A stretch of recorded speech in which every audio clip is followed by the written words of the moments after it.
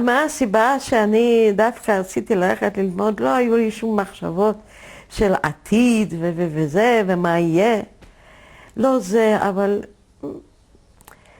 אני ודאי לא אמרתי את הדברים האלה באותם מילים שאני אומרת אותם היום. אני הבנתי לחפש אז משהו שיש לזה איזושהי משמעות בחיים, זה איזשהו דבר שאפשר לחיות איתו. עם החברים שלי, עם המורים שלי, עם המורה מירה, עם המורה גרשטיין, עם המורה לובוצקי, כן? להיות שמה, כן? להיות עם החברים, כן? אז הלכתי ללמוד. ובאמת היו ימים שלא היה אוכל. ואז... שלך לא היה.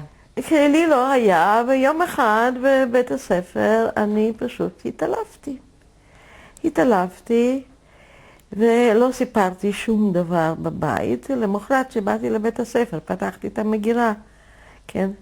מצאתי שם סנדוויץ', כן? הסתכלתי, רציתי לצוד איזשהו מבט, מי הילד שהביא לי סנדוויץ', לא רואים, כולם שקועים בתוך הספרים. לא רואים. אף אחד לא מגלה את עצמו שהוא, כן, שהוא זה.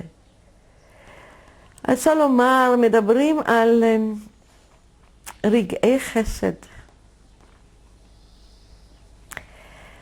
אני לא רוצה, זה לא הרגע חסד היחידי שהיה לי, אבל הסנדוויץ' הזה, והסנדוויצ'ים אחרי זה, שכל יום שבאתי לבית הספר מצאתי סנדוויץ', שמהר מאוד הבנתי שבתוך הכיתה הקטנה הזאת, שהיינו 15 ילדים, יש התארגנות קטנה, כן? שקטה, כדי שאני לא אתעלף שמה. זה שייך לאותם רגעי חסד שאני לקחתי את זה לכל החיים. לכל החיים. לדעת שאז איתך אנשים שאכפת להם ושזה חשוב להם, כן? שלא חושבים רק על עצמם, זה חסד גדול מאוד.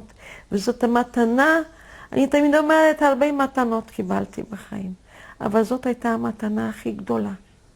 ואז להכין סנדוויץ' היה קשה מאוד, בגלל הרעב גם.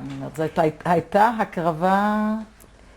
אני יודעת, אני מניחה, זה איננו חשוב, כי אותם הילדים שהרשו לעצמם לא ללכת לעבוד, היו מבתים שאולי היו קצת יותר עמידים, כי היו גם אנשים שהיה להם הרבה כסף, אז זה איננו משנה. כי באותם הזמנים, גם מי שהיה עמיד, שם ההיגיון אומר, תשמור את הדברים לעצמך. כן, וכאן אולי הם לא סיפרו. אולי זה היה סנדוויץ' שנתנו להם ולא יודעת. עד היום הזה אינני יודעת, כי אף אחד לא רצה לגלות. יש כאן עוד איזשהו דבר שלא רצו לבייש אותי. זה לקבל נדבה. לא יפה לבייש את מישהו, לא יפה להעמיד את מישהו כקפצן, כן? לא. וגם זה איזשהו דבר, אומרים שבעצם כל הערכים, אם זה מה שקורה, כל הערכים כאילו נעלמים. זה לא נכון. זה לא נכון. זה פשוט לא נכון. ערכים שהם טבועים בנפשו של אדם, זה דבר שמתקיים איתו אף על פי כן ולמרות הכל, ואני יכולה להגיד את זה לא רק לגבי הגטו, אני יכולה להגיד את זה גם לגבי קטעים אחרים שהם יותר קשים, יותר איומים, שערכים לא כל כך מהר משתנים. אני לא אומרת שלא, ואני גם לא שופטת. אנשים שאיבדו את הערכים, כן? לא אשפוט אותם. אבל זה גם נכון שלא מאבדים בבת אחת את כל הערכים. וזה בית ספר שזה היה דבר נהדר, כן, בשבילי.